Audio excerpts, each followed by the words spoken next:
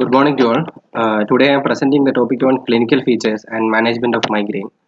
And my moderator is Dr. Chetan sir. What is migraine? Migraine is a chronic neurological disease characterized by attacks of throbbing, often unilateral headache that are exacerbated by physical activity and associated with photophobia, phonophobia, nausea, vomiting, and in many patients cutaneous allodynia. The 1 year period prevalence in women and men is 18% and 6% respectively, and the prevalence peaks between the ages of 25 and 55.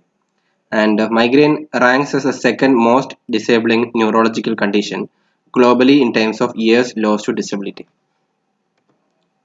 Next is ICSD-3 criteria for episodic and chronic migraine. Coming to episodic migraine without aura, at least 5 attacks fulfilling the criteria B to D. Criteria B: headache attacks lasting 4 to 72 hours when untreated or unsuccessfully treated. And headache has at least two of the following four characteristics, that is, unilateral location, pulsating quality, moderate or severe pain intensity, aggravation by or causing avoidance of routine physical activity like walking or climbing stairs. And during headache, at least one of the following characteristics like nausea and or vomiting, photophobia and phonophobia. And criteria E is not better accounted for by another diagnosis. Next is episodic migraine with aura. A. At least two attacks fulfilling criteria B and C, and one or more of the following fully reversible aura symptoms like visual, sensory, speech and or language, motor, brainstem, retinal. And criteria C, at least two of the following four characteristics. That is, at least one aura symptom spreads gradually over 5 minutes and or two or more symptoms occurring in a succession. And each individual aura symptom lasts 5 to 60 minutes, and at least one aura symptom is unilateral. The aura is accompanied or followed within 60 minutes by headache, not better accounted for by another ICSD-3 diagnosis, and transient ischemic attack has been excluded. Next, coming to chronic migraine. Migraine like or tension type like headache on more than or equal to 15 days per month for more than 3 months that fulfill criteria B and C, and occurring in a patient who has had at least 5 attacks fulfilling criteria B to D for migraine without aura, and or criteria B and C for migraine with aura. Criteria C on or more than 8 days per month for more than 3 months fulfilling any of the following. First one, criteria C and D migraine without aura, criteria B and C for migraine with aura, and believed by the patient to be migraine at onset and relieved by a triptan or ergot derivative. Criteria D is not better accounted for by another diagnosis. Coming to simplified diagnostic criteria for migraine, like at least two of the following features should be there, like unilateral pain, throbbing pain, which is aggravated by movement, moderate or severe intensity, plus at least one of the following features like nausea and or vomiting, photophobia, and phonophobia.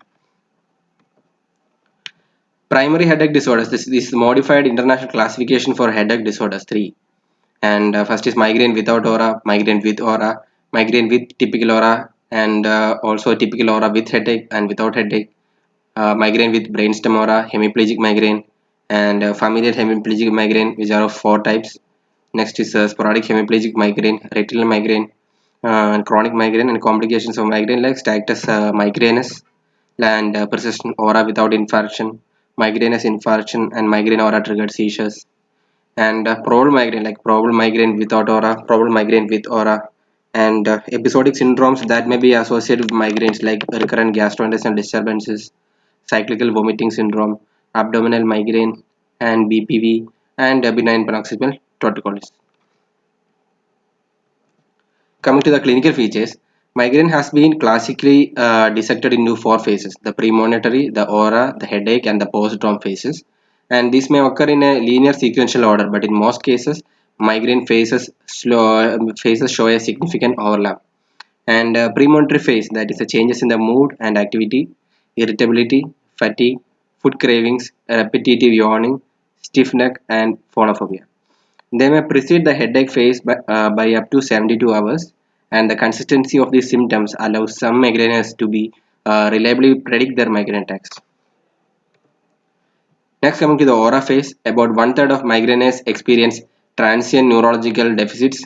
It could be visual aura, 90% of the cases, sensory, motor, speech, brainstem, and retinal aura.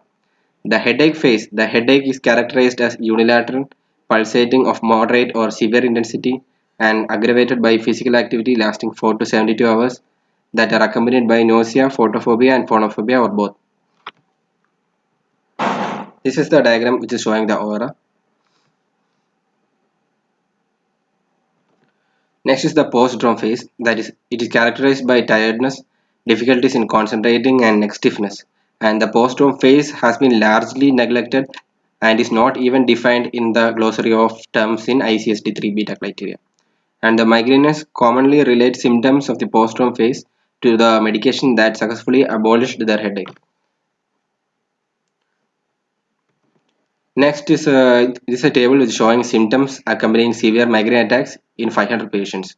Here we can see that most of them had nausea, like 87% of them had nausea, 82% of them had photophobia, and lightheadedness in 72%, scalp tenderness in 65%, vomiting in 56%, visual disturbances in 36%, paresthesia 33%, and other uncommon symptoms like seizures, syncope, diarrhea, confusional state, and alteration of consciousness.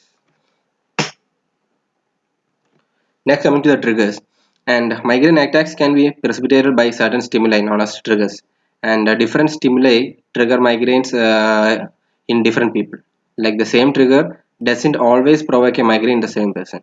And the blow there is that migraine triggers are exposures that in higher amounts would damage the brain. He suggested that oxidative stress may be the common denominator underlying migraine triggers.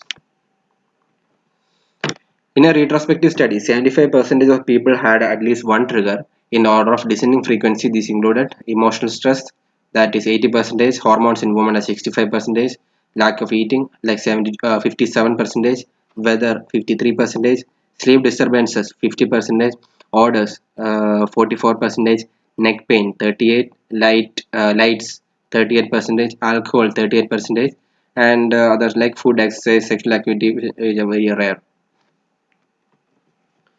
Next is coming to anti-migraine agents like simple analgesics like acetaminophen, aspirin, caffeine, and NSAIDs like naproxen, ibuprofen, diclofenac, tolfenamic acid, and 5-SP HT1B or 1D receptor agonists like which can be oral, nasal, or parenteral administration. Oral administration like ergotamine, naratriptan, rizatriptan, sumatriptan, provatriptan, almotriptan, etc. And nasal administration like dihydroergotamine, sumatriptan, zolmitriptan, and parenteral administrations like dihydroergotamine and sumatriptan. Coming to the dopamine receptor antagonists like oral metoclopramide or chlorpromazine, parenteral administration like chlorpromazine, metoclopramide, prochlorperazine, and other oral administration drugs like acetaminophen, isomethaptine, and parenteral like opioids and other neuromodulation, and procedures like non-invasive vagus nerve stimulation and single pulse transcranial magnetic stimulation. Guidelines on acute migraine management. The mainstay goal is to avoid the migraine headache. Mild and moderate migraine attacks can be managed by oral agents, and severe migraine attacks may require parenteral therapy. Three main major class of drugs are commonly used in acute management of migraine. These are NSAIDs, 5-HT1B or 1D, and dopamine receptor antagonists. And the adequate dose of whichever agent chosen should be used as soon as possible after the onset of an attack. And the migraine therapy must be individualized. Next, coming to analgesics and NSAIDs. Mild and moderate migraine attacks should be treated initially with NSAIDs. They are also effective in some patients with severe migraine attacks. They are most effective when taken early in the migraine attack. Aspirin plus metoclopramide is comparable to a single dose of oral sumatriptan. Opioid analgesics should not be used in the therapy of acute migraine attacks. Next, coming to 5-HT1B or 1D receptor agonists. The therapy of first choice in moderate and severe migraine attacks, which are not or only insufficiently responsive to therapy with analgesics or NSAIDs. Recurrence is experienced in 15 to 40% of the patients after oral dose of triptans, whereby a second administration of the substance is again effective. If headache recurs after initial effectiveness of a triptan, a second dose of the triptan may not be given for at least 2 hours. Triptans are not effective in migraine with aura unless given after the aura is completed and the headache is initiated. Contraindications like angina pectoris, coronary heart disease after myocardial infarction, transient ischemic attacks, stroke or advanced peripheral arterial occlusive disease. Nasal sprays provides a faster relief of migraine at a cost of efficiency. Triptans like sumatriptan, the dosage is 50 or 100 milligram per oral, and some of the side effects of this are feeling of constriction in the chest, paresthesias, feeling of cold, etc. Next, coming to sumatriptan, the dosage is 2.5 or 5 mg tablet per oral or 5 mg nasal, and some of the side effects of this are local reaction at the site of injection when it is administered subcutaneously. And other drugs like naratriptan, risatriptan, almotriptan, and some of the side effects are like somewhat milder than that of sumatriptan. Recommendations regarding the triptans. Sumatriptan subcutaneous injection 6 mg is the most effective therapy of acute migraine attacks. Elatriptan and risatriptan are the most effective oral triptans according to results of meta-analysis. The combination of triptans with naproxen is more effective than monotherapy, and the triptans are superior to ergot alkaloids with respect to efficacy. Next, coming to dopamine receptor antagonists. It is considered as an adjunct in the treatment of migraine. Drug absorption is impaired in migraine because of reduced gastrointestinal motility, and when oral NSAIDs or triptans fail, the addition of metoclopramide 10 mg or domperidone 10 mg should be considered. And a common IV protocol used is administration of 5 mg of prochlorperazine and zero point 0.5 mg of dihydroergotamine over 2 minutes. Prokinetic and antiemetic medications should generally not be combined with analgesics or triptans but used for targeted treatment of severe nausea or vomiting. Next, coming to treatment of nausea or vomiting, like analgesics as 1000 mg, ibuprofen 200 by 400 or 600 mg, metamizole 1000 mg, and a combination of analgesics can also be used. And in case of contraindications against NSAIDs, paracetamol or acetaminophen 1000 mg or metamizole 1000 mg orally can be used. For moderate and severe migraine attacks and lack of response to analgesics, triptans can be given. It has faster onset of action like sumatriptan, elatriptan, rizatriptan, zolmitriptan. It has faster onset of action, and some of them like almotriptan, zolmitriptan, or sumatriptan 50 mg has moderate, fast, and long lasting effect. And next is a slow onset with long lasting duration of action like naratriptan and provatriptan. And if monotherapy is insufficient, triptan plus NSAIDs, that is naproxen 1000 mg, can be used. For recurrence of headache, re-administration of a triptan after at least 2 hours, or initial combination therapy of triptan with NSAIDs, which are long acting like naproxen.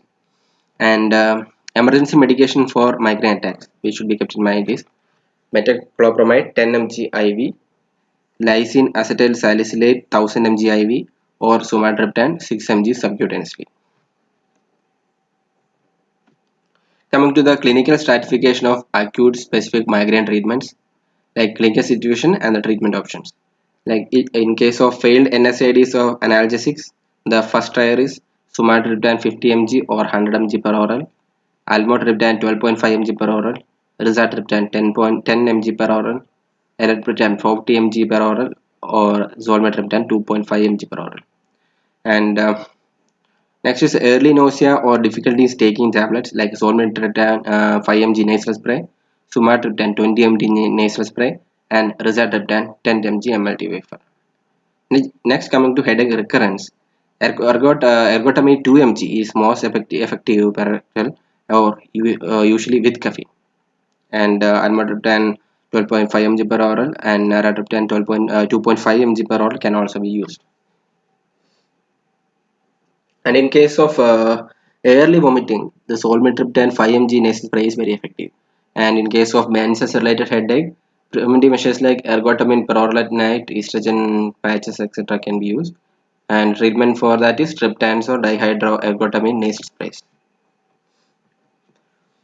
Next, coming to guidelines on migraine prophylaxis. Patients with increasing frequency of migraines or those with attacks are either unresponsive or poorly responsive to abortive treatment are good candidates for prophylaxis.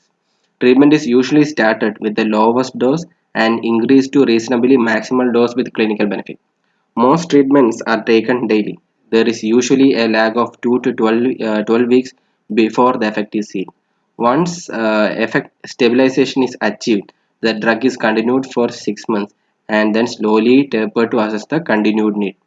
And many patients experience fewer and milder attacks for long periods after discontinuation of drugs. And drug therapy should be supplemented by non-medication procedures of behavioral therapy, example relaxation procedures, and regular aerobic endurance sport is recommended. Drugs which are used for migraine prophylaxis, like beta blockers like propranolol or metoprolol, which can be used 40 to 120 mg BD or 25 to 100 mg BD metoprolol. And some of side effects like tiredness, positive symptoms might be there. And antidepressants like amitriptyline, dosulepin, nortriptyline, and anticonvulsants like topiramate or valproate in a dose of 25 to 200 mg per day or 400 to 600 mg BID. Coming to beta blockers, and most data are available for propranolol and metoprolol with more than 50 studies each. Response rates increase dependently between 60 mg and 310 mg per day. Flunarizine is the only calcium channel blocker which showed a significant effect in migraine prevention. Flunarizine can result in a reduction in the frequency of both auras and migraine attacks. There are more frequent side effects with flunarizine like depression and weight gain. The recommended dose of flunarizine is 10 mg per night at night, and however 5 mg are equally effective. Next is novel drugs and the emerging treatment options like CGRP receptor antagonists, the GEPENs, anti-CRGP, and anti-CGRP receptor monoclonal antibodies, 5-HT1F receptor and 5-HT1F receptor agonists like the DITANs, and pituitary adenylate cyclase activating polypeptide and pituitary adenylate cyclase activating polypeptide type 1 receptor, nitric oxide synthase, orexin receptors, glutamate receptor antagonist. Coming to CGRP antagonists. CGRP is one of the most potent vasodilators known, and CGRP receptor antagonists, which compete with the endogenous CGRP at the receptor binding sites, have been developed as novel anti-migraine drugs and found to be effective in the treatment of acute migraine attacks. Example: ubrogepant, rimegepant, and dogepant. And rimegepant has similar efficacy to sumatriptan 100 mg in the treatment of a migraine attack, with potentially less triptan-related side effects, namely paresthesias and chest discomfort. Next, coming to anti-CGRP and anti-CGRP receptor monoclonal antibodies. The CGRP pathway has been targeted also through antibodies against CGRP and the CGRP receptor. Three monoclonal antibodies, like MAPs, target the ligand preventing the binding of CGRP to its receptor. And some of the examples are galcanezumab, fremanezumab, and eptinezumab. Eranimab is a fully humanized monoclonal antibody targeting the CGRP receptor. 5-HT1F receptor and 5-HT1F receptor agonist, the DTANs. 5-HT1F agonist compounds were postulated to have an abortive anti-migraine effect without the vasoconstrictive effect. An open-label phase 3 study called the Gladiator, aiming to evaluate the long-term safety of lasmiditan for the acute treatment of migraine, is underway. Future targets for emerging treatments: the the tryptophan kynurenic pathway, cannabinoids, advanced botulinum toxin molecule. The take-home message from this presentation is that migraine is a common chronic disabling neurological disease, and it should be diagnosed and treated early. And patients also should be educated about the disease and the triggers, about the early abortive treatment at home, and when to seek medical attention. Patients specific treatment should be provided as soon as possible, and migraine prophylaxis helps in reducing the number and intensity of attacks by altering the natural history of the disease, and should be considered in patients fulfilling the criteria.